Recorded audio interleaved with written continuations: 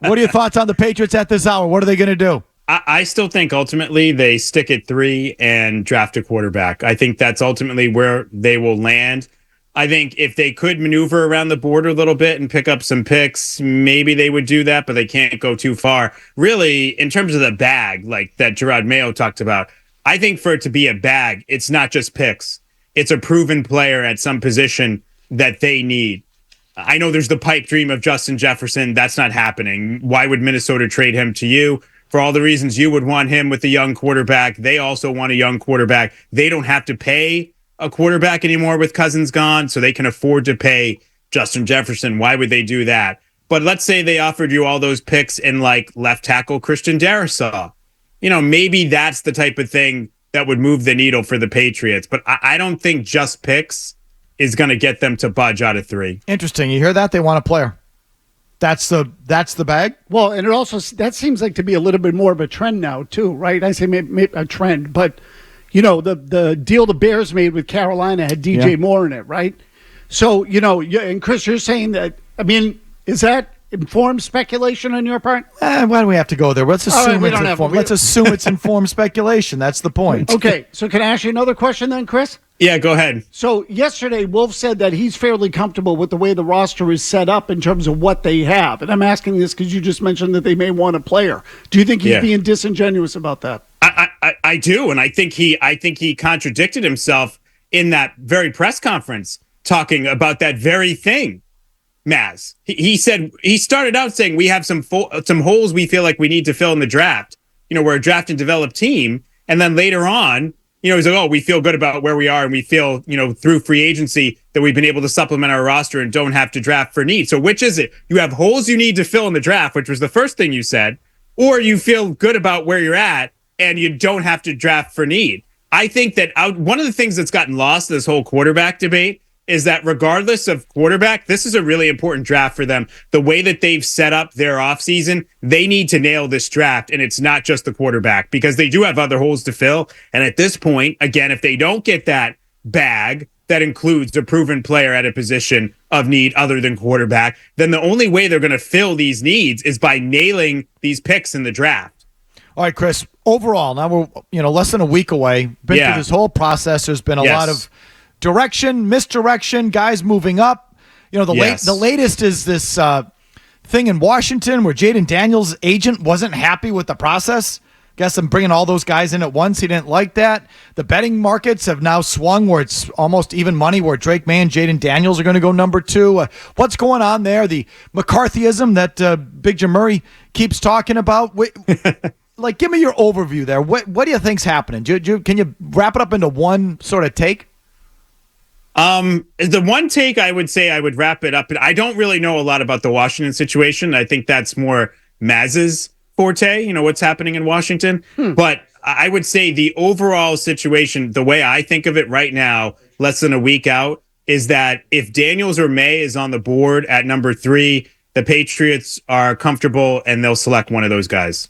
Okay. That's what I think. I think the rest of it is misdirection, subterfuge, obfuscation, whatever you want to call it. It's the lying season, as they say in the NFL. That's what I think, because they know they need a legitimate franchise quarterback. I do think there are people in the organization who like McCarthy, and if they could Belichick style maybe finesse the board and get McCarthy, then yeah. But I think they're coming to the realization that McCarthy's not going to go much later than Daniels or May. You're not trading down to 9 or 11 and landing McCarthy. That's probably not going to happen. He's probably not getting past 6. Murray? I hope you're right. I don't want this McCarthy here. What? No, I was just going to say, maybe this is how that McCarthy social media post is psyops.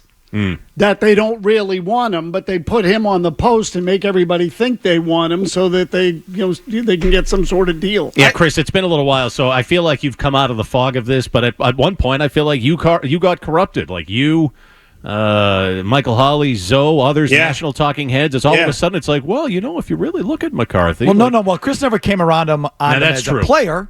But I just thought that they were, and I do still think there are people there that like McCarthy. What I've heard from people over there on him is great kid, real good character, very personable, came into the building, remembered everybody's name, really made a good impression. They like the leadership element of him. And again, he's safe. And if you're in a situation as a new coach, and maybe you're a defensive-minded coach, and you look at this kid and you say, well, he's a great leader, he's tough, he's probably not going to turn the ball over, then I could see where you'd fall in love with him because he's kind of safer than some of these other guys. Look, there's no guarantees, but you look at the way he played at Michigan, and it's a little bit easier to translate that into a sort of a run-first, defense-first type of team.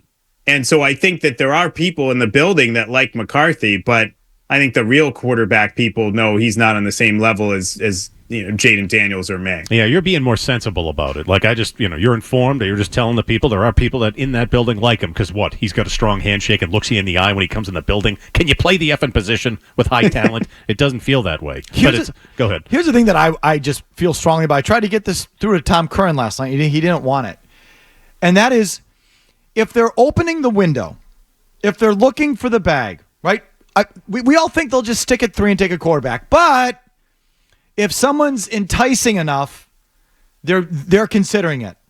Well, that must mean they're not 100% sold on May or Daniels. Correct. Because if you're 100% sold, we've said it a million times, if you think you're drafting Patrick Mahomes or Josh Allen, there's no offer that you would take. There's nothing that equals that guy. So the window's closed if you're that sold on that player. So you can't have it both ways.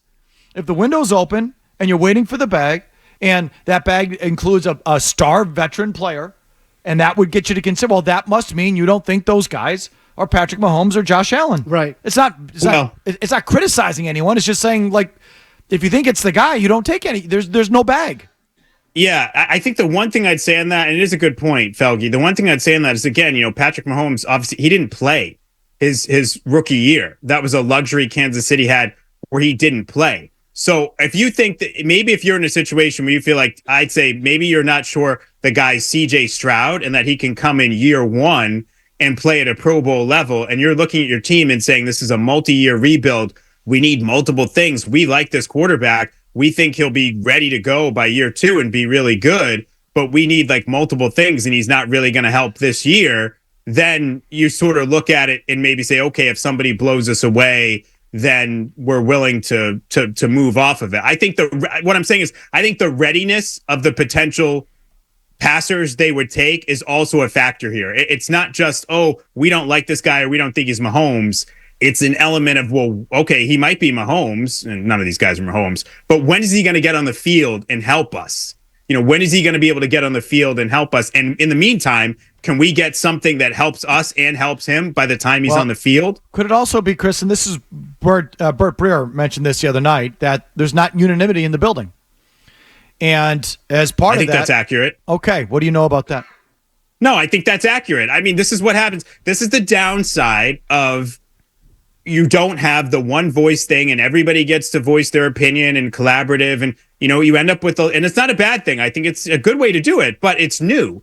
And so now people that have all these pent up opinions and maybe there's a little like sort of jockeying for the ear of different people, you have different people, some people that have never been in these roles or had this type of influence or power before, and they're exercising their opinion here. And not all those people maybe are terribly familiar with the way the Patriots do personnel or NFL personnel in general. So trying to winnow this down to who you want and who's ultimately, like, I thought it was interesting, guys, that Elliot Wolf seemed to intimate yesterday that Matt Groh is still in that inner circle of final decision makers. That one is a little baffling to me, because if you're doing it the Packer way and Mayo's going to do things differently and have his own spin on things, and this is not a knock on Matt Groh, but isn't he just going to look at things the way he always looked at them with Bill? How does that jive? Listen, don't ask me. I would move on from the old decision making, any remnants of it. And I know Elliot Wolf was here too, but again, it feels like Groh was Bill's guy. So fair enough on that. Do you worry that that lack of consensus will result in them saying, well, if we can't agree at 3, we can all agree on Michael Penix at 11 or 23? Like Penix has become the compromise candidate because they can't make up their minds between May and J.J. McCarthy. And we'll see if Daniels is there as well. I think part of this is based on the fact they're not 100% sure, who's going to be there at the end of the day. Is that a possibility? Yeah, I mean, that's a possibility. And I know we had fun with this on Boston Sports Tonight with, you and Holly on Tuesday night, my Marino comment about Penix. I'm not saying Penix is going to be Marino, but what I'm saying is the parallel between the two drafts, 1983, 6 guys go in the first round. The last guy to go was Marino. Obviously, if everybody knew Marino was going to be Marino, he wouldn't have been the last guy to go. It could be the same potentially with Penix, with this group. If Penix is what some of these people think he is, then you might look back on and say, how was Penix the 6th guy to go? That doesn't make a lot of sense. So it is interesting when you look at this draft. This is one of those drafts where I think you're going to look back years from now and be like, oh, it's so obvious now. But right now, it's not really that obvious, I think, even for the decision makers. But still, that being said, as of today, what I believe they are leaning towards and what they ultimately will do is Daniels or May at 3. Whoever's left over will be the pick, and I think they're comfortable with that. If you like that clip, check out more videos from Felger and Mazz here. For more Patriots analysis and opinion, hit this playlist. And for all the latest from the Sports Hub, download the app at 985thesportshub.com.